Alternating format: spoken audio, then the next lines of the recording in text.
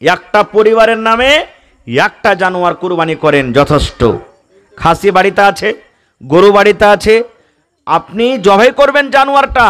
একটা পরিবারে আপনার বাড়িতে বেটা আছে, আপনার বাড়িতে বেটি আছে, বউ আছে, পোতা আছে, লাতি আছে, লাতা আছে, যা বাড়িতে ফিতা আছে সবারই নামে আপনি একটা কুরবানি করে দেন জানোয়ার, যথেষ্ট হয়ে গেল।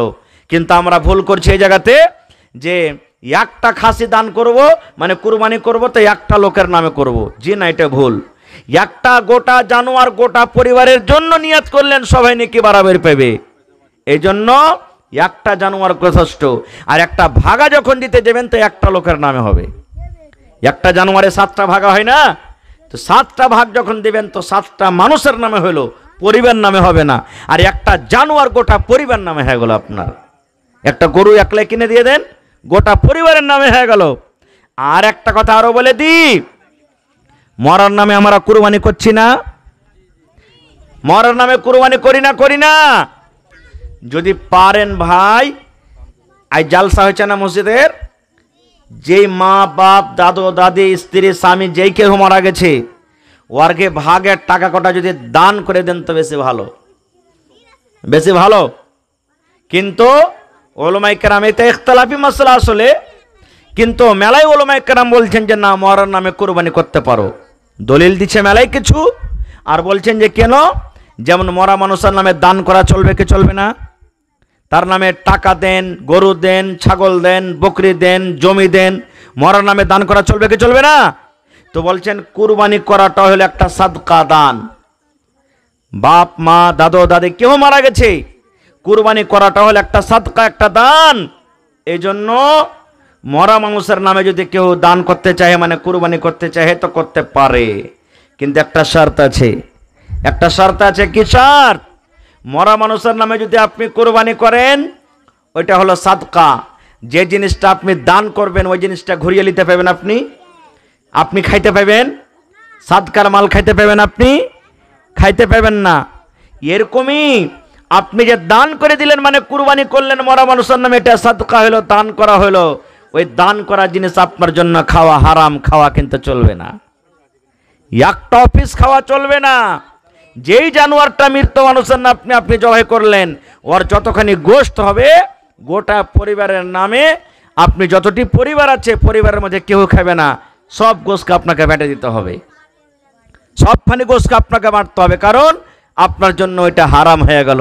দুটা ভাগা দিবেন তো, একটা ভাগা পরিবারের নামে দেন, নিজের ছেলেপিলাকে নিয়ে খান।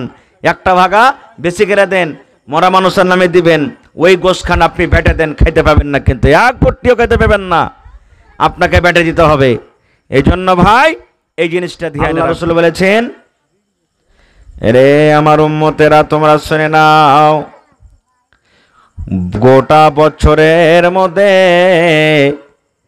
3টা 10 দিন আল্লাহর কাছে খুবই পেয়ারা, খুবই দামি, খুবই পেয়ারা। এবং 3টা 10 দিনের মধ্যে এই যে এই ঈদুল আজহার যে 10টা দিন আছে, যেদিন থেকে চাঁদ উঠেছে সেদিন থেকে নিয়ে কুরবানি করার দিন পর্যন্ত, এই 10টা দিনের দাম আল্লাহর কাছে বেশি, খুবই আল্লাহর কাছে দাম।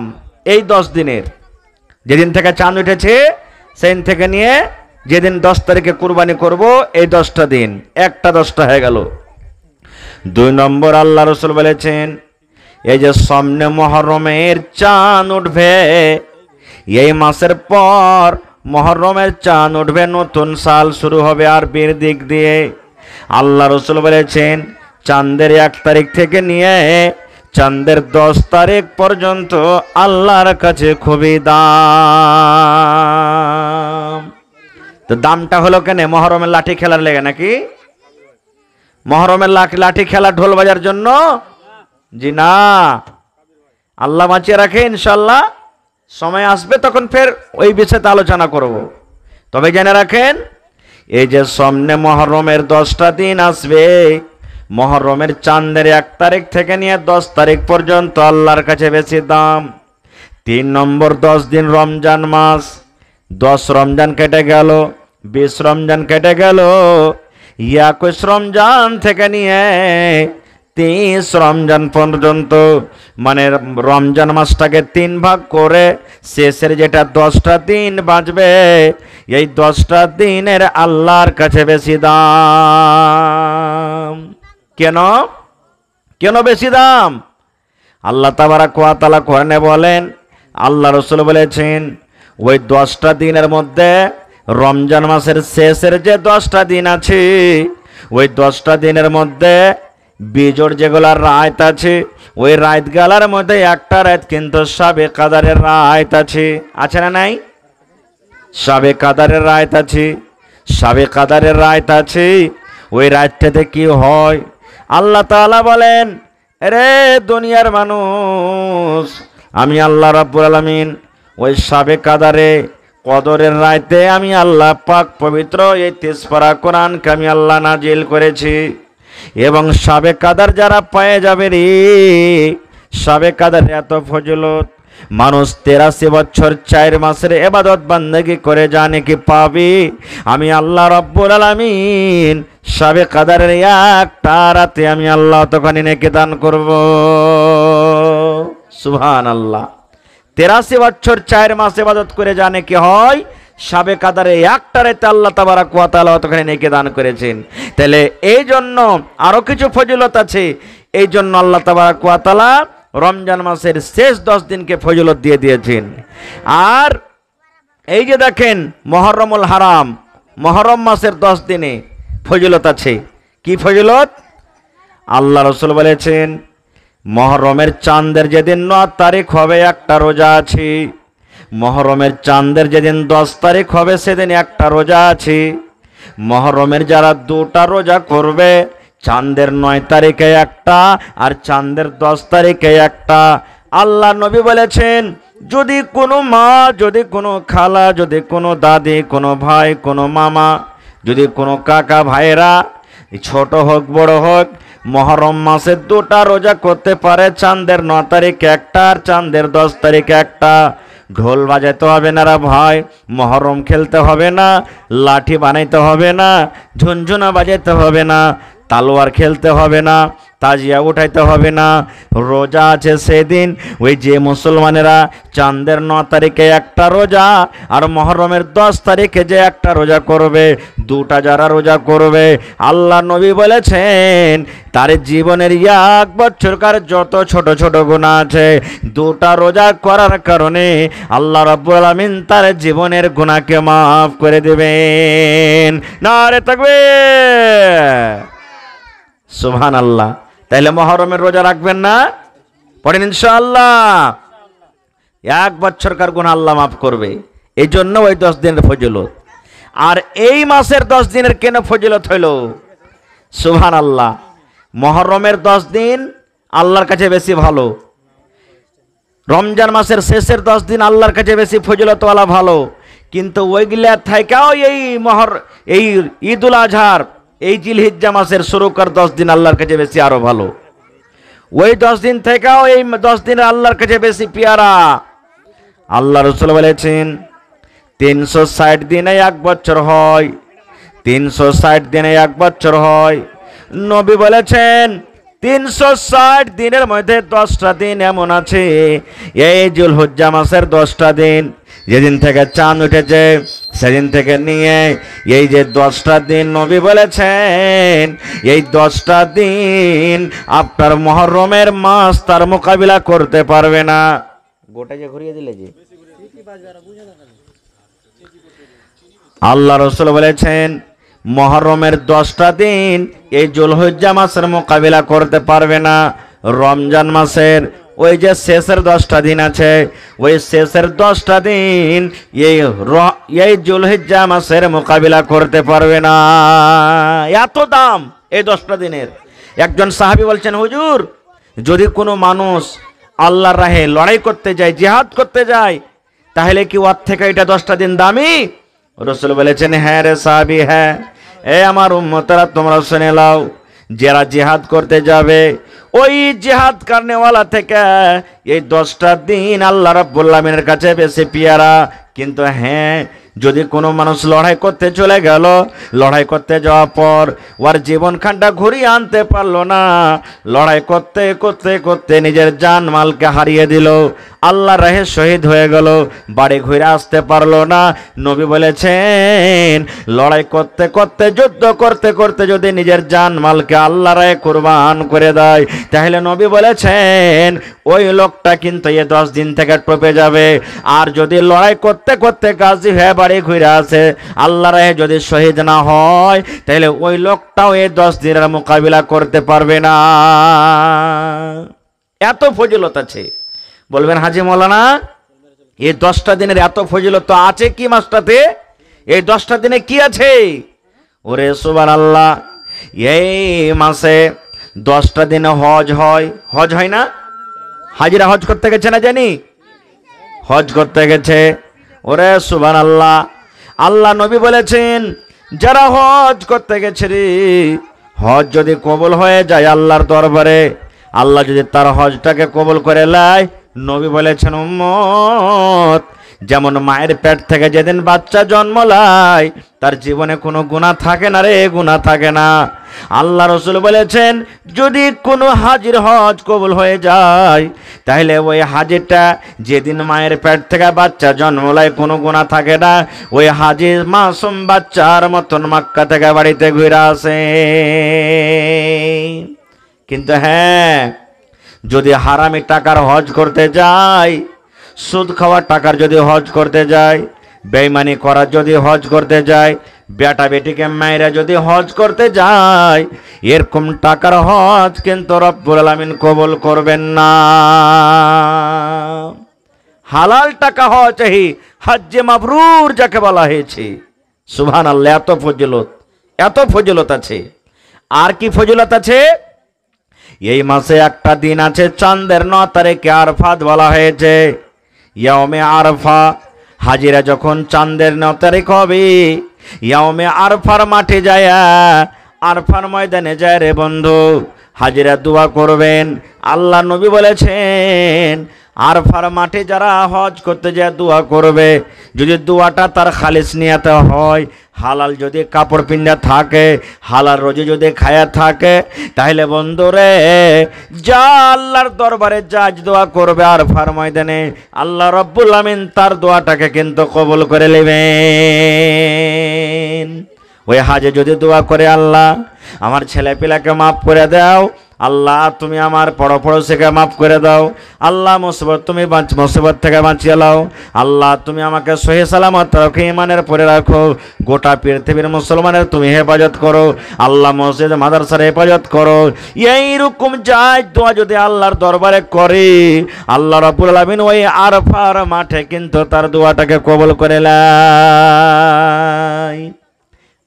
ওই জন্য যারা গায়ের হাজি, যেমন আমরা হজ করতে জানি বাড়িতে আছি, এ মায়েরা খালারা, চাঁদের যেদিন 9 তারিখ হবে, এই বছরে আমরা বকরাদের নামাজ 17 তারিখে পড়ব, আর আমাদের চাঁদের 9 তারিখ হবে আজকে রবিবারের দিন 16 তারিখ। একটা রোজা আছে রে ভাই, একটা রোজা আছে রে বোন, একটা রোজা আপনাকে করতে হবে, আরফার রোজা করতে হবে।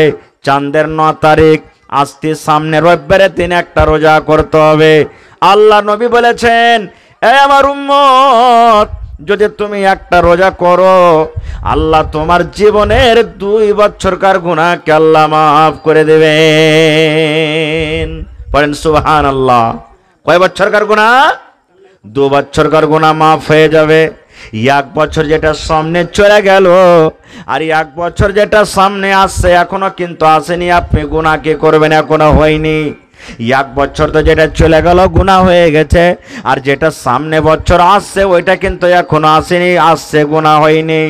আল্লাহ রাসূল বলেছেন উম্মত, যদি চাঁদের 9 তারিখে তুমি যদি একটা রোজা করো রে, আরফার রোজাটা করো, ইয়াউমে আরফার দিন যদি তুমি রোজাটা করো, তোমার জীবনে যেগুলো ছোট ছোট গুনাহ হয়েছে, তোমার জীবনে যেগুলো ছোট ছোট পাপ হয়েছে, সাগিরা গুনাহ যেগুলো হয়েছে, একটা রোজা করার কারণে রব্বুল আলামিন তোমার জীবনের 2 বছরকার গুনাহকে আল্লাহ মাফ করে দেবেন। ইনশাআল্লাহ নিয়াত করেন, আল্লাহ তুমি যদি আমাকে বাঁচিয়ে রাখো, আল্লাহ রবিবারের দিন রোজা ধরে থাকবো ইনশাআল্লাহ। পড়েন ইনশাআল্লাহ। আর ছোট বড় বাড়িতে আছে সবাইকে রোজা ধরিয়ে রাখবো, এটা নিয়াত করলেন। মা খালারা আপনারাও নিয়াত করেন যে সামনে রবিবারের দিন একটা রোজা করে রাখবো ইনশাআল্লাহ। এই জন্য একটা ফজিলত গেল। আর কি ফজিলত? আল্লাহ রাসূল বলেছেন চাঁদের 10 তারিখকে ইয়াউমুন নাহার বলা হয়েছে, কোরবানির দিন। ওরে সুবহানাল্লাহ, কোরবানির দিন। ওই কোরবানির দিন চাঁদের 10 তারিখে যেটা আমরা মুসলমান কোরবানি করি, এই কোরবানি এলো কোথা থেকে? কখন থেকে আমরা জানুয়ারির কোরবানি করি? সুবহানাল্লাহ। আল্লাহর নবী হযরত ইব্রাহিম আলাইহিস সালামকে আল্লাহ তাবারাক ওয়া তাআলা ৮০-৮৫ বছর বয়সে একটাও বেটা বেটি হয়নি, একটাও কিন্তু সন্তান হয়নি। ইব্রাহিম নবী একদিন আল্লাহর দরবারে দোয়া করছেন হাত তুলে, মাবুদ আমার বয়সটা ৮০-৮৫-৯০ বছর হয়ে গেল, আল্লাহ আমি যখন মরে যাব আমার অংশীদার কে হবে, আমার ওয়ারিস কে হবে, জমি জায়গা বাড়ি ঘরের মালিক কে হবে? আল্লাহ তুমি আমাকে একটা সন্তান দাও, আল্লাহ তুমি আমাকে একটা সন্তান দান করো, আল্লাহ তুমি আমাকে একটা সন্তান দাও। আল্লাহ রাব্বুল আলামিন ইব্রাহিম নবীকে বললেন ফাবাশশারনাহু বিগুলামিন হালিম। আল্লাহ ফেরেশতাকে বলছেন যাও আমার নবী ইব্রাহিমকে একটা খুব সুন্দর চতুর চালাক খুশখবরি দিয়ে দাও। বাচ্চা হয়ে গেল। লম্বা ঘটনা আছে ভাই, ঘটনার দিকে আমি যাব না। আল্লাহ বাচ্চা রাখেন ইনশাআল্লাহ। যেদিন আমি ইব্রাহিম নবীর কাহিনী ঘটনা বয়ান করব সেদিন আপনাদের সামনে ইনশাআল্লাহ রাখবো কথাটা। কুরবানিটা এলো কোথা থেকে? যত নবী দুনিয়াতে এসেছেন সব নবী কুরবানি করেছেন, যত নবী দুনিয়াতে এসেছেন সব নবী কুরবানি করেছেন। কিন্তু যেই কুরবানিটা আমরা করছি এই কুরবানিটা এলো কোথা থেকে একটু শুনেন। আল্লাহ তাবারাক ওয়া তাআলা যখন ইব্রাহিম নবীকে একটা সন্তান দান করলেন তার নাম রাখলেন ইসমাইল। ইসমাইলের বয়স সুবহানাল্লাহ, এখন ইসমাইল নবী ছোট, মার দুধ পান করছে, ছোট বাচ্চা, হাঁটতে উঠতে পারে না। আল্লাহ রাব্বুল আলামিন অর্ডার করলেন ও আমার নবী ইব্রাহিম তুমি ৮০-৮৫ বছর বয়সে তোমাকে একটা সন্তান দান করনো, তার নাম ইসমাইল। এই ইব্রাহিম আমি আল্লাহ রাব্বুল আলামিন অর্ডার করি ইব্রাহিম রে তুমি তোমার এই কলেজার টুকরা সন্তান আর তোমার স্ত্রী হাজরাকে বাড়িতে তুমি রাখিও না, যাও যাও তাকে তুমি বনে রেখে এসো, যাও যাও তুমি তাকে রেখে এসো কোথায়? যেখানে কোনো গা নাই, যেখানে কোনো বাড়ি নাই, যেখানে কোনো গাছ নাই, যেখানে কোনো পানি নাই, যেখানে কোনো লোকজন নাই, এরকম জায়গাতে তুমি তাদেরকে রেখে এসো। আল্লাহর পরীক্ষা দেখেন ভাই, আল্লাহ মেলাই পরীক্ষা করেছেন ইব্রাহিম নবীকে, তার মধ্যে এটা সব থেকে বড় পরীক্ষা। সুবহানাল্লাহ। এবার আল্লাহ অর্ডার করলেন যে দেখো ইব্রাহিম তুমি তোমার বাচ্চাকার স্ত্রীকে যখন রেখে দিবে, রেখে দেওয়ার পর পিছন দিকে এরকম ঘুরাও দেখিও না, না তোমাকে ময়ে লেগে যাবে। আপনারা দিল্লি, পাটনা, পাঞ্জাব যখন যাব, ছোট ছোট বাচ্চা থাকলে আব্বা আব্বা বলে ডাকবে না? পিছন দিকে ডাকবে না? ডাকবে না? ডাকবে। এবারে যখন আপনি আগে হেঁটে চলে যাবেন, যদি পিছন দিকে ঘুরে দেখেন বাচ্চাটা কানবে, আপনাকে মায়া লাগবে, এসে আবার কোলে নেবেন। নেবেন না? নেবেন না? কিন্তু আল্লাহ রাব্বুল আলামিন বললেন ইব্রাহিম তোমার স্ত্রী হাজরাকে আর তোমার বেটা ইসমাইলকে তুমি রেখে যখন দিবে, রেখে দেওয়ার পর খবরদার খবরদার তুমি পিছন দিকে কিন্তু ঘুরে দেখতে পাবে না। আল্লাহ আগে বলে দিলেন তুমি পিছন দিকে ঘুরে দেখিও না। এক উঠে বিবি হাজরা আর ইসমাইল একটা উঠে চাপলেন, আর এক উঠে হযরত ইব্রাহিম আলাইহিস সালাম চাপলেন। বিবি কিন্তু জানে না যে আমার স্বামী আমাকে কোথায় নিয়ে চলে যাচ্ছেন, জানে না। স্বামী, স্ত্রী এবং ছেলে যেতে আছেন কোথায়?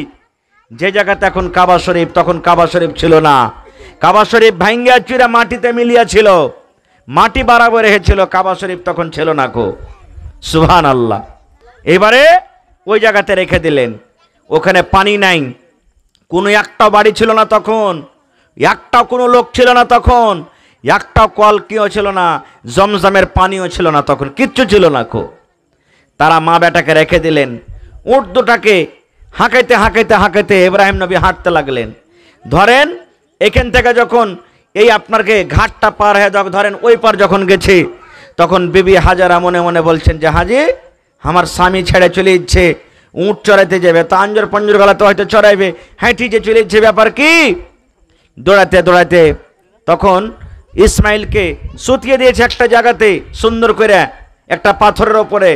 আর দৌড়াইতে দৌড়াইতে দৌড়াইতে যখন বলছেন হে আল্লাহর দোস্ত ইব্রাহিম, কোথায় গেছেন আপনি আমাদেরকে ছেড়ে? আল্লাহ যে পিছন দিকে ঘুরে দেখতে মানা করেছেন, ঘুরে কিন্তু দেখেন না। বিবি হাজারা মনে মনে বলছেন আল্লাহ ব্যাপারটা কি, আমার স্বামী যে পিছন দিকে ঘুরে দেখে না। আবার তখন বলছেন আল্লাহর দোস্ত ইব্রাহিম, স্বামী গো একটা কথা আর বলেন তো, এই যে আপনি আমাদের মা বেটাকে এরকম জায়গাতে রেখে গেছেন যেখানে কোনো বাড়ি নাই, লোক নাই, পানি নাই, ছাইহা নাই, তো এরকম জায়গাতে যে আপনি রেখে গেছেন, এটা কি আল্লাহর হুকুম, আল্লাহর আদেশ যে আপনি আমাদেরকে রেখে চলে যাবেন? সামনে থেকে হযরত ইব্রাহিম আলাইহিস সালাম মাথাটা এরকম ভাবে হেলিয়ে দিলেন, পিছন দিকে যা ঘুরে দেখতে মানা আছে, সামনে এরকম ভাবে মাথাটা হেলিয়ে দিয়ে বলেন হ্যাঁ বিবি রে, মানে হ্যাঁ বিবি এটা আল্লাহর আদেশ। এই আমার মায়েরা খালারা, এইবারে বিবি হাজারা কে বলছেন দেখেন, ওরে সুবহানাল্লাহ। বিবি হাজারা তখন বলছেন স্বামী গো চলে যান, আপনি চলে যান, আপনাকে আর বাধা দেব না, আপনাকে আমি আর ডাকবো না, আপনার রাস্তার ঘেরবো না, আপনি চলে যান চলে যান। যদি আল্লাহর অর্ডার থাকে, আল্লাহর আদেশে যদি আপনি আমাদেরকে এখানে রেখে যান, তাহলে আল্লাহ রাব্বুল আমিন আমাদের হেফাজত করবেন, আল্লাহ রাব্বুল আমিন আমাদেরকে বরবাদ হালাক করবেন না। যান আপনি, আমাদের হেফাজত কে করবেন? আল্লাহ। চলে গেলেন। এইবারে কলসিতে যেখানটা পানি ছিল ভাই, পাথর দেশ সব পানি শুকিয়ে গেল। এবার মা হাজারা কি পান করবেন? বাচ্চাকে কি পানি পান করাবেন? বাচ্চা কাঁদছে, পিপাসা লেগে গেছে। বিবি হাজারার কলিজা শুকিয়ে গেছে, আশেপাশে কোনো গাঁ গ্রাম নাই, বাড়ি নাই, কেমন করে জান বাঁচবে? কে পানি দিবে তাকে? কলও নাই, ইন্দারা নয়, কিচ্ছু নাই, কে পানি দিবে? এবার ওই কাবা শরীফের পাঞ্জরে দুটা পাহাড় আছে, যেটা আল্লাহর কোরআনে বলছেন ইন্নাস সাফা ওয়াল মারওয়াতা মিন শাআইরিল্লাহ। সাফা এবং মারওয়া দুটা পাহাড় পাশে পাশে। আল্লাহ যদি কোনোদিন হজ করার তৌফিক দেন, ইনশাআল্লাহ দেখতে পাবেন। আর ওই হজ যারা করতে যাবেন, সাফা মারওয়ার তারাকে চক্কর লাগাতে হবে 7 বার। কেন কেন চক্করটা লাগায় জানেন? এবার আশেপাশে কোনো লোক নাই। বিবি হাজারা দৌড়াতে দৌড়াতে দৌড়াতে সাফা পাহাড়ের উপরে চড়ে নিয়েছেন। সাফা পাহাড়ের উপরে চড়া পর দেখছেন যে পানি কোথায় আছে, পানি কোথায় আছে, কোথায় আমি পানি পাবো? এবার ওখানে কোনো পানির খোঁজ খবর হলো না, পানি দেখা গেল না। আবার সাফা পাহাড় থেকে দৌড়াতে দৌড়াতে দৌড়াতে দৌড়াতে মারওয়া পাহাড় চলে গেলেন। মারওয়া পাহাড়ের উপরে চেপে এবার দেখছেন কোথায় পানি আছে, পানি আছে। এই করতে করতে সাফা থেকে মারওয়া, মারওয়া থেকে সাফা, সাফা থেকে মারওয়া, মারওয়া পাহাড় থেকে সাফা পাহাড়। সেই দিন বিবি হাজারা পানির তলাশে 7 চক্কর কিন্তু দৌড়ালছিলেন। কয়বার দৌড়ালছিলেন ভাই? 7 বার দৌড়ালছিলেন। আল্লাহ তাবারাক ওয়া তাআলা এত তার আমলটাকে ভালোবাসলেন, বিবি হাজারার আমলটাকে এত ভালোবাসলেন, আল্লাহ রাব্বুল আলামিন কিয়ামত পর্যন্ত আল্লাহ তাবারাক ওয়া তাআলা হজের মধ্যে এটা আমল দিয়ে দিলেন। আল্লাহ দুনিয়ার হাজিরাকে বলে দিলেন, হাজিরে যেদিন আমার বান্দে ইসমাইলের মা পানির তলাশে সাফা মারওয়া 7 বার দৌড়াদৌড়ি করেছে, ওই মতো তোমরা যখন হজ করতে যাবে, হজ করার টাইমে তোমরা 7 বার করে দৌড়াইতে হবে। হাজিরা হজ করতে গেছেন, উমরা করতে গেছেন, তারাকে কিন্তু 7 বার করে চক্কর লাগছে, দৌড়াইতে লাগছে। এইবারে সুবহানাল্লাহ, বিবি হাজারা 7 বার দৌড়া পর বলছেন আল্লাহ তুমি সাহায্য করো, আল্লাহ তুমি মদত করো রব্বুল আলামিন, আল্লাহ পানির ব্যবস্থা আল্লাহ তুমি করে দাও। এইবারে সুবহানাল্লাহ, আল্লাহ তাবারাক ওয়া তাআলা গায়বী আওয়াজে জিবরিল ফেরেশতা তাকে পাঠিয়ে দিলেন তার কাছে। জিবরিল ফেরেশতা চলে এলেন, আসার পর তাকে ডাক দিয়েছেন বিবি হাজারাকে। বিবি হাজারা কিন্তু ফেরেশতাকে দেখতে পাইনি, কে ডাক দিছে? বিবি হাজারা তখন বলছেন আল্লাহর বান্দা কে তুমি আছো? আমাকে দেখা দাও, তোমাকে আমি দেখতে পাই না, তোমার আওয়াজ শুনতে পাচ্ছি কিন্তু তোমাকে দেখতে পাই না, তুমি আমাকে দেখা দাও। এবার দেখা দিলেন। সুবহানাল্লাহ। দুরকম কথা এখানে পাওয়া যায়। এই যে যেখানে জামজামের যেটা কুয়া আছে, কেউ বলছেন যে বাচ্চারা যখন কান্দে তো পা কুদায় না, কুদায় না? তো ইসমাইল আলাইহিস সালাম যে কান্দেছে, পা কুদালছে ওই জমিনে লগড়ে লগড়ে, এটা আল্লাহ তাবারক ওয়া তাআলার দয়াতে ওখানে ইসমাইল নবীর পা লগড়ে লগড়ে যে জমিনে ঘষ টালছে, ওই ঘষটার কারণে, লগড়ার কারণে ওখানে জমজমের কুয়া হয়ে গেছে। আর একটা আছে যে হযরত জিবরিল আলাইহিস সালামের পর আছে আল্লাহর এটা ফেরেশতা, পরের বাড়ি মেরে হযরত জিবরিল আলাইহিস সালাম ওখানে কি করেছেন, জামজামের কুয়া বাহির করে দিয়েছেন। যেমনই জামজামের কুয়া হয়ে গেল, উবের মতন পানি উঠতে লাগলো। উব দেখেছেন আপনাদেরকে ঘাটে, উবে পানি উঠে না, উঠে না, উবের মতন পানি উঠতে লাগলো। এবার বিবি হাজেরা পান করলেন, নিজের ছেলে ইসমাইলকে পান করালেন। আর পান করার পর ওই উব জমজমের কুয়া কিন্তু আস্তে আস্তে আস্তে বড় হইতে লেগেছে, চারিদিকে ঘেরতে শুরু করে দিয়েছেন যেন বড় না হয়। আর সেই দিন মা হাজেরা বলেছিলেন জম জম, এই কথাটা বলেছিলেন। জম জম মানে এই কুয়া, জমজম কথার মানে হইলো এই কুয়া, এই পানি, তুই আর বড় হইস না, রুক রুক রুক, জম জম এই পানি রুক রুক, আর তুই বড় হইস না খো। সুবহানাল্লাহ।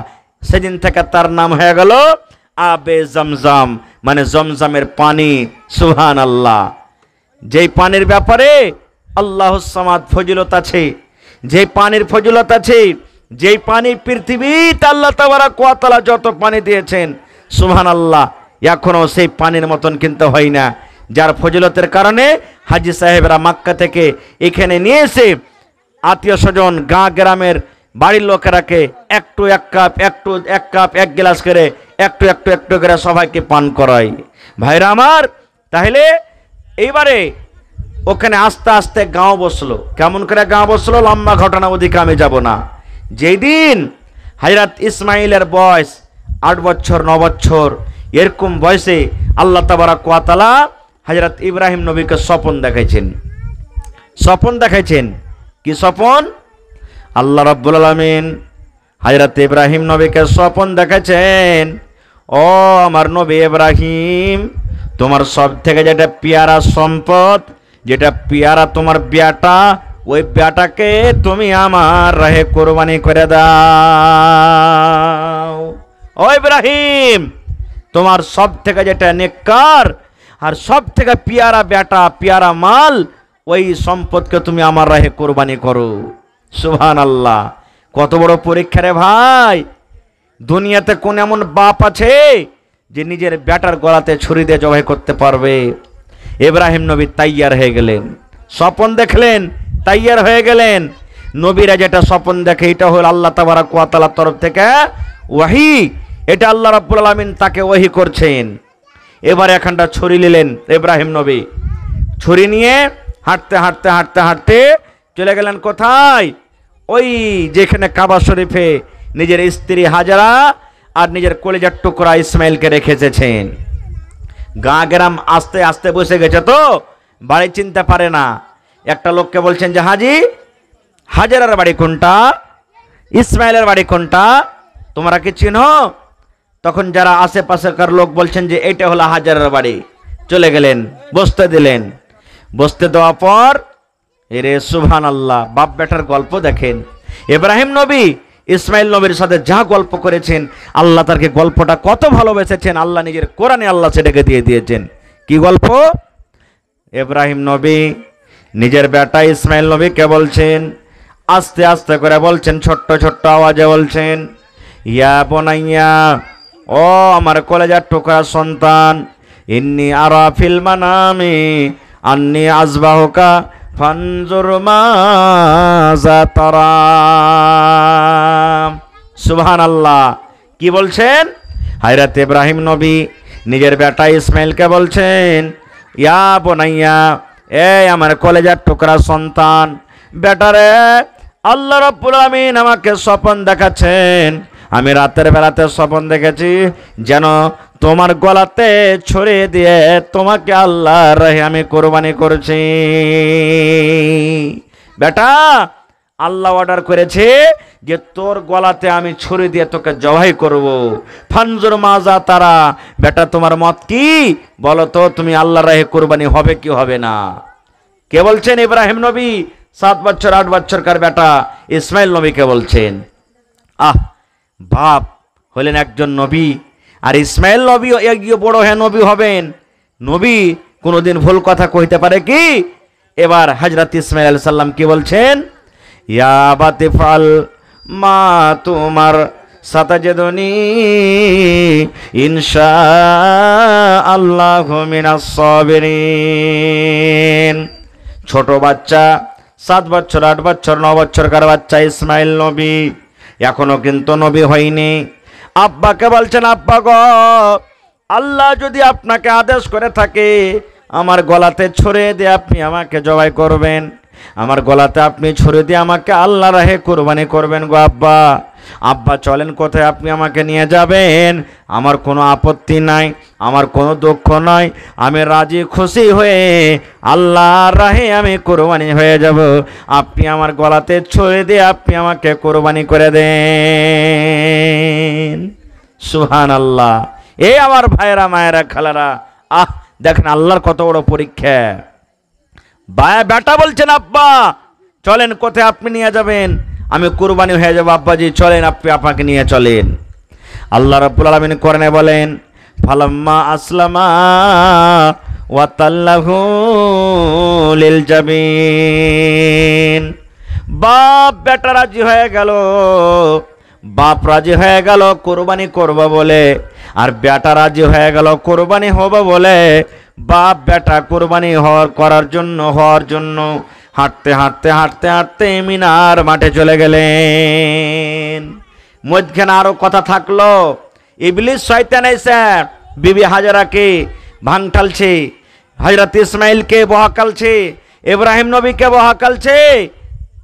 ইব্রাহিম, আরে বুড়াতি কালে একটা বেটা পেয়েছিস, আর স্বপনের কথা তুই সত্য মনে করে আল্লাহর রাহে কুরবানি করতে যাচ্ছিস। কত রকম বকতালছে। ইসমাইলকে বলেছেন শয়তান এসে, ইসমাইল তুমি কি জানো তোমার বাপ কোথায় নিয়ে যাচ্ছে? বলছে কোথায়? বলছে কুরবানি করতে বলছে, আমি জানি। এবারে মা হাজারাকে বলছেন, হাজারা তুমি তোমার সন্তান আর তোমার স্বামীকে রুখো, কারণ যে তোমার কলেজার টুকরা ইসমাইলকে ইব্রাহিম নবী কুরবানি করতে নিয়ে যাচ্ছেন। হে মায়েরা, মা হাজারা কি বলছেন, হটো তুমি আমার দরবার থেকে। দুনিয়াতে বাপকে নিজের বেটার গলাতে ছুরি দিয়ে জবাই করতে পারে? শয়তান বলছে যে হাজারা তুমি বুঝো না, এটা আল্লাহ রাব্বুল আলামিন আদেশ করেছেন। তখন মা হাজারা বলেছিলেন, শয়তান রে হট তুই আমার দরবার থেকে। আমি কত বড় নসিবওয়ালা, কত বড় ভাগ্যবান মহিলা, দুনিয়ার কোনো মায়েলোকের বেটাকে আল্লাহ কবুল করেনি, আমার বেটাকে আল্লাহ নিজের কুরবানি করার জন্য আল্লাহ রাহে কবুল করেছেন। আমার নসিব কত ভালো। 3 জায়গাতে শয়তানকে পাথর মেরেছে। আল্লাহ ওই আমলটাকে কিয়ামত পর্যন্ত জারি করলেন, হাজিরে তোমরা হজ করতে যাবে, যে জায়গাতে মা হাজারা, যে জায়গাতে ইসমাইল নবী, যে জায়গাতে ইব্রাহিম নবী 3 জন পাথর মেরেছে শয়তানকে, তোমরাকে পাথর মারতে হবে। কোথায় নিয়ে চলে গেলেন? মিনার মাঠে। যেই মিনার মাঠে এখনো সুবহানাল্লাহ লাখো লাখো উট গরু ছাগল জবাই হয়, ওই চলে গেলেন মিনার মাঠে।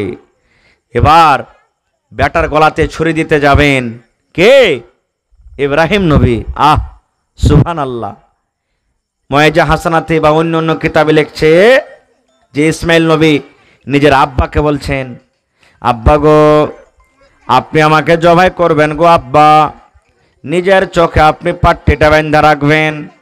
আব্বা গো নিজের চোখে আপনি পাট্টি বেঁধে রাখবেন, যেন আপনি আমাকে জবাই করার সময়তে আমার চোখে চোখে নজর যদি পড়ে যায়, আপনাকে ময়া দয়া যেন না লাগে।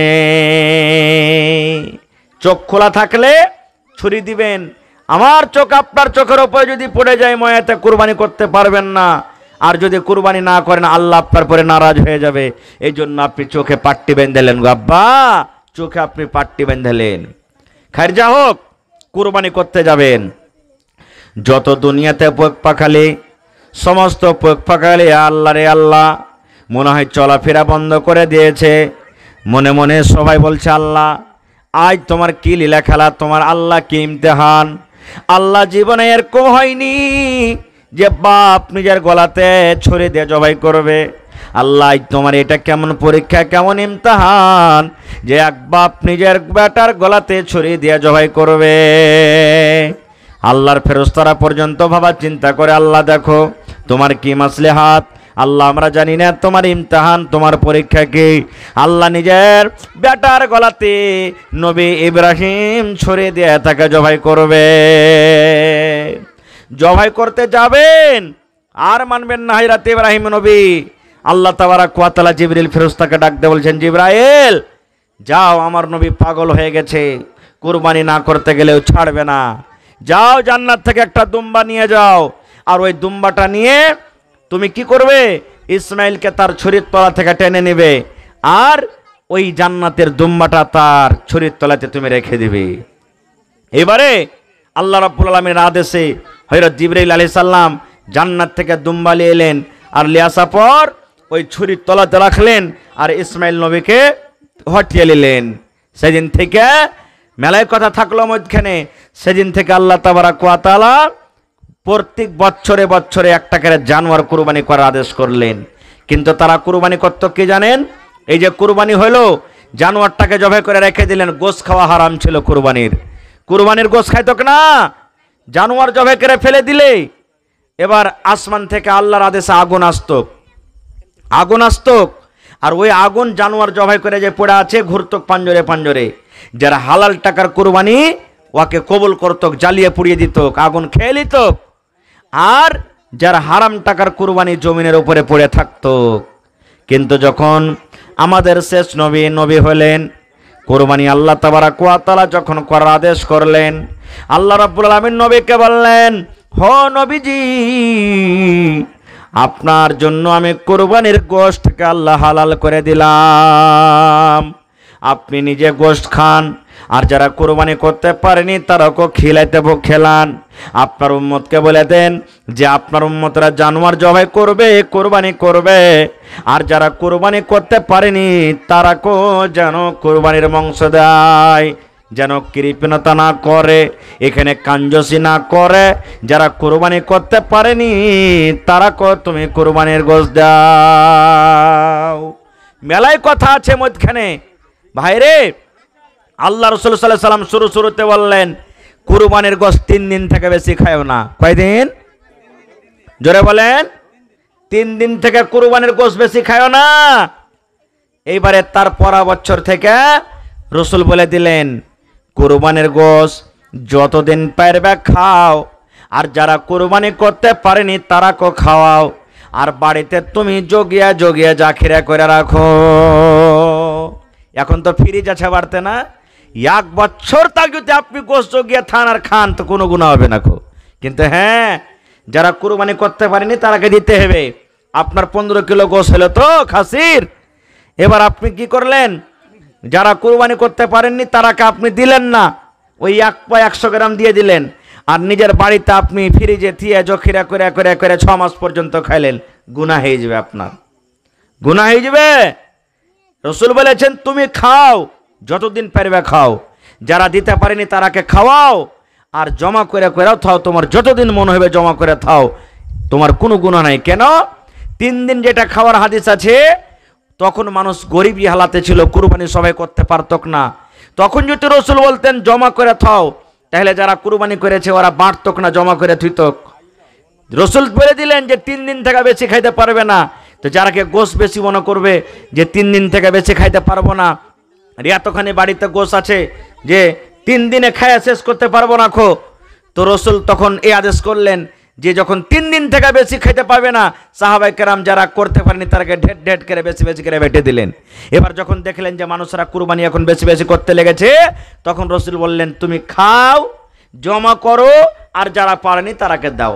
এখন আমার মনে হয় চাঁদঘাট গ্রামে 200 খানটা ঘর হয়ে যাবে, আশা করছি 200 খান বাড়ি হবে না, হয়ে যাবে। তো মনে হয় 10টা লোক খুঁজে পাবেন না যে কুরবানি দেয়নি। আর আজ থেকে 10 বছর আগে 10টা লোকই দিত, 90টাই ঘর বাঁধছে। তো এখন 10টা লোক, এখন যদি 1 কিলো করে যদি আপনি জমা করে দেন 200 ঘরের মধ্যে যদি 190 ঘর কুরবানি দিয়েছে, ভাগা কেজি যদি 1 কিলো করে দিয়ে দেন তো কতটি গোশ জমা হলো? 190 কিলো হলো। এবার 10টা লোক যে কুরবানি করতে পারেনি দিয়ে দেন না ওকে 15-20 কিলো করে দিয়ে দেন ওকে, ও উদ্ধার হয়ে গেল, ও উদ্ধার হয়ে গেল। কিন্তু এখানে তো ওরকম হয় না, ওই ভাগ করার টাইমে 1 কিলো 2 কিলো দিচ্ছে। আর একটা কথা জেনে রাখেন ভাই, যে কুরবানির গোশ আপনি জমা করলেন, আপনারা 1 কিলো জমা করছেন নাকি না 3 ভাগ করছেন? এখনো 1 কিলো জমা করলেন, যেটা জমা করে দিবেন চেষ্টা করবেন যে আর ঘুরিয়ে নিয়েন না, চেষ্টা করেন যে ঘুরিয়ে নিব না। আপনার পঞ্চায়েতে ধরেন 50টা ঘর আছে, 50টা ঘরের মধ্যে 10টা লোক কুরবানি করতে পারেনি মনে করেলেন, 40টা লোক কুরবানি করেছে, 40 কিলো গোশ আপনার জমা হলো রেজমালিতে। ওই 40 কিলো গোশ থেকে যারা কুরবানি করতে পারেনি 5 কিলো 7 কিলো 8 কিলো 10 কিলো যেটা লোক করতে পারেনি ওরাকে দিয়ে দিন। এক জায়গা থেকে ফোন এসছে গত বছর, মৌলানা 10 কিলো 15 কিলো করে দিয়ে পরও গোশ মেলায় বেঁচে আছে, কি করব? তো ওই সময়তে কি করতে হবে, যার বেটা বাড়িতে পরিবার 8টা 10টা গরিব মানুষ একটাই ভাগা দিয়েছে, ওকে 1-2 কিলো 3 কিলো 4 কিলো ওকে দিয়ে দেন, ও হকদার হয়ে যায় তখন ওই সময়তে, বাঁচে তাহলে। ভাইরে এই জন্য কুরবানি করেন মানা নাই। আর একটা কথা বলি ভাইরে, বলার মেলায় কথা আছে, মেলায় কথা আছে কুরবানির সম্পর্কে। আল্লাহ বাচ্চা রাখেন, ইনশাআল্লাহ কোনোদিন বলবো। তবে এটা হলো আল্লাহর ঘর, আল্লাহর ঘর। আজকে মসজিদের জালসা, আজকে দেখি কোন আল্লাহর বান্দা আছেন যে ইব্রাহিম নবী সুবহানাল্লাহ মিনার মাঠে আল্লাহর আদেশে নিজের বেটাকে জবাই করতে গেছিলেন, কুরবানি করতে গেছিলেন। আজ বেটার কুরবানি আপনাদের কাছে চাইনি, বেটার কুরবানি চাহবো না। এই যে কষ্ট করে, কত রকম কষ্ট করে রোদে বাতাসে টাকা জড়ো করছেন, ধান গম মাকই পকেটে রেখেছেন, বাড়িতে রেখেছেন, ওই টাকাগুলা দেখি আল্লাহর কোনো এমন বান্দা আছেন একটা লোক 5,000 টাকা দান করতে পারবেন? কোনো আল্লাহর এমন বান্দা আছেন 1 ডিসমিল জমিন 1 কাঠা জমিন দান করতে পারবেন?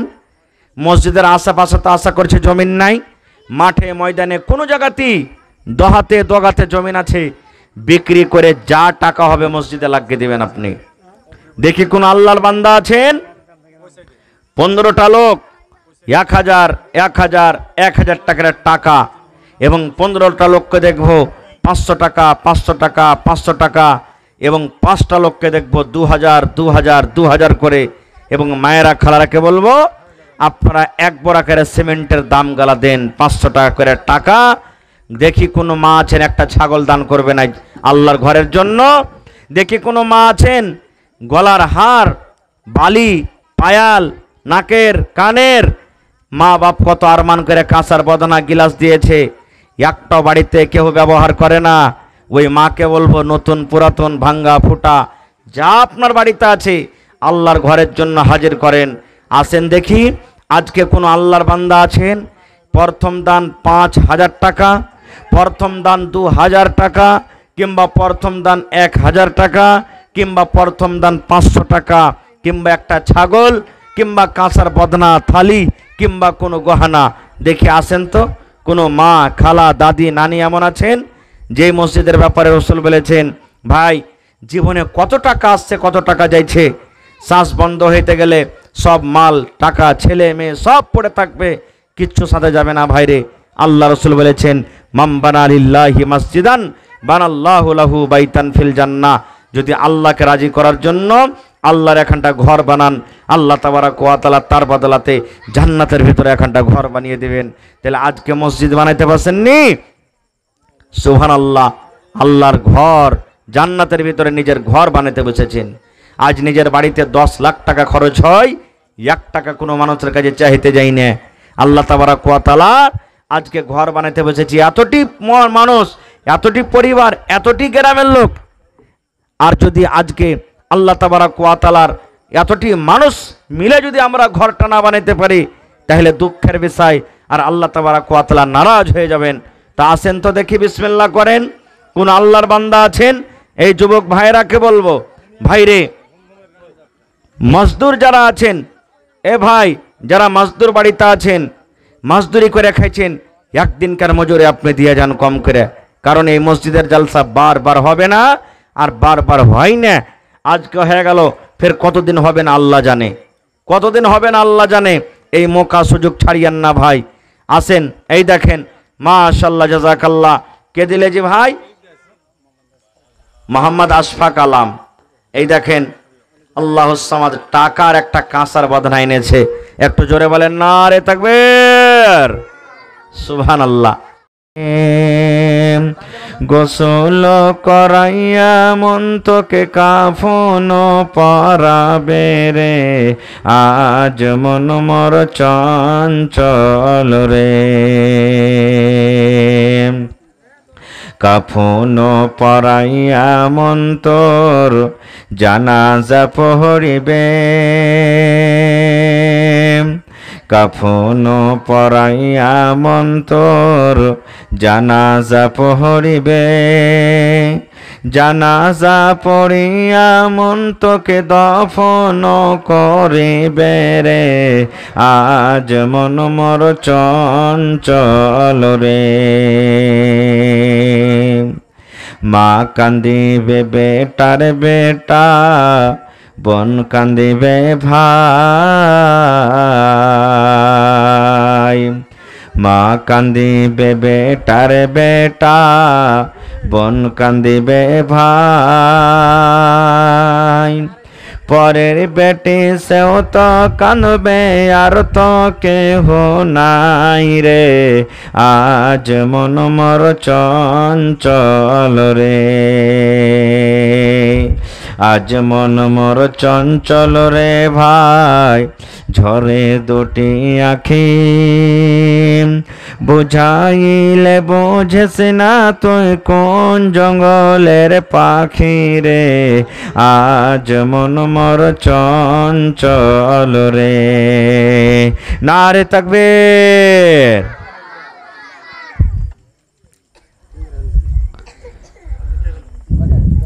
সামনে বসে থাকা ইসলাম দরদি, দিন দরদি ভাই বাবাজিরা, পর্দানশীন মায়েরা এবং খালারা,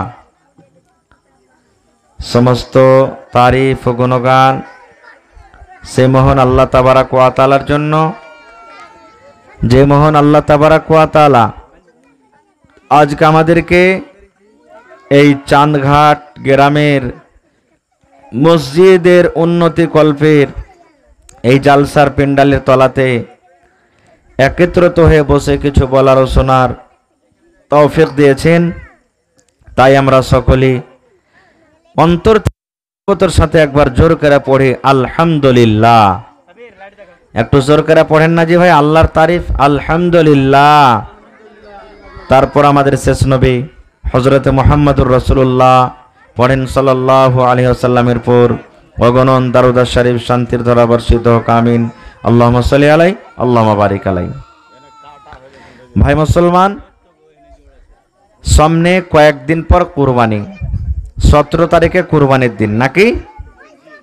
17 তারিখে কুরবানি। আজকে কয় তারিখ? 12 তারিখ। এই কুরবানি সম্পর্কে কিছু কথা আপনাদের সামনে রাখবো ইনশাআল্লাহ। আল্লাহর কাছে দোয়া করি রব্বুল আলামিন আমি যা কিছু বলবো যেন সহিহ হাদিস এবং কোরআন থেকে বলতে পারি, এবং তার প্রতি ছোট বড় সকলে যেন আমরা আমল করতে পারি, তার জন্য আল্লাহ আমাদেরকে তৌফিক দেন, পড়ুন আল্লাহুম্মা আমিন। ভাই মুসলমান, আল্লাহর নবী বলেছেন গোটা বছরে 3টা 10 দিন আল্লাহর কাছে খুবই পিয়ারা। কয়টা 10 দিন? 3টা 10 দিন। ভালো করে শুনবেন, মা, খালা, ভাই, ভালো করে শুনেন, খুব দামি কথা বলছি আপনাদের সামনে। আর জানি না কোন আমলটা করে আল্লাহ আমাকে আপনাকে বক্সে দিবে, সেটা আল্লাহ জানছেন।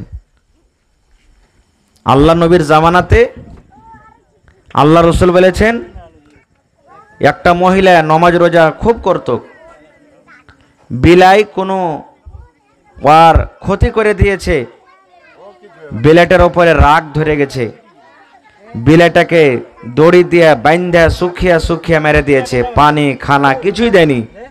আল্লাহ রসুল বলেছেন ওই মহিলাটা আল্লাহর জাহান্নামে পড়ছে, জাহান্নামে যাবে। আর একটা মহিলা সারা জীবন জেনা ব্যভিচার করেছে, কত গুনার কাজ করেছে, একটা কুকুরকে পানি পান করিয়ে আল্লাহর জান্নাতে চলে গেছেন। পড়েন সুবহানাল্লাহ। তা আল্লাহ কোন আমলে আল্লাহ কাকে বকশে দেবেন সেটা আল্লাহ জানছেন। এটা মনে করিয়েন না যে ওই লোকটা নমাজ পড়ে না রে, ই আল্লাহর জাহান্নামে যাবে, আমি নমাজ পড়ছি আমি আল্লাহ জান্নাতে যাব, এটা বলা ঠিক নয়। নমাজ পড়াও আল্লাহ চাহে তো জাহান্নামে যেতে পারবে, আর বিনা নমাজ পড়াতেও যদি আল্লাহ চাহে তো ওকে জান্নাত দিতে পারবেন, আল্লাহর হাতে আছে। তাহলে এটা মনে করিয়েন না তাহলে নমাজই ছেড়ে দেবো যারা পড়ছি, জি না। নমাজ ছাড়া কাবিরা গুনাহ, পাপ কাবিরা গুনাহ। আল্লাহ রসুল বলেছেন যে একটা মুসলমান আর একটা গায়ের মুসলমানে পার্থক্য হলো নমাজ। সাহাবায়ে কেরাম বলছেন যারা নমাজ পড়িতে আসতো ওরাকে মুসলমান মনে করতাম, আর যারা নমাজ পড়িতে আসতক না ওরাকে আমরা মুসলমান মনে করতাম না। এত বড় ইবাদত নমাজটা, এত বড় ইবাদত। সৌদি আরবের কিছু উলামায়ে কেরামের ফতোয়া যে স্বামী স্ত্রী দুজন বাড়িতে আছে, পুরুষটা নমাজ পড়ছে স্ত্রীটা নমাজ পড়ে না, কিংবা স্ত্রীটা নমাজ পড়ছে পুরুষটা নমাজ পড়ে না, তা তালাক হয়ে যাবে, অটোমেটিক তালাক হয়ে যাবে। ওই যে একজনা নমাজি একজনা বেনমাজি। সৌদি আরবের কিছু উলামায়ে কেরামের ফতোয়া যে পুরুষটা নমাজ পড়ছে মেয়ে লোকটা নমাজ পড়ে না, কিংবা মেয়ে লোকটা নমাজ পড়ছে পুরুষটা নমাজ পড়ে না। এরকম দুনিয়াতে মানুষ আছে না নাই? হানা বলেন আছে না নাই? আছে। তো বলছেন যে তালাক হয়ে যাবার গে। তাহলে বুঝতে পারছেন নমাজটা কত বড় ইবাদত ভাই, কত বড় ইবাদত ভাই আমার। তাহলে এখনো যারা নমাজ পড়েন না, মা খালা ভাই সকলকে বলছি তওবা করেন, আর আজ ফজর থেকেই শুরু করে দেন, এশার থেকে শুরু করে দেন, ইনশাআল্লাহ নমাজ পড়বো, জীবনে জেনে শুনে ছাড়বো না। খুব খারজা হোক, এদিকে ধ্যান দেন। আল্লাহ রসুল বলেছেন, রে আমার উম্মতেরা তোমরা শুনে নাও,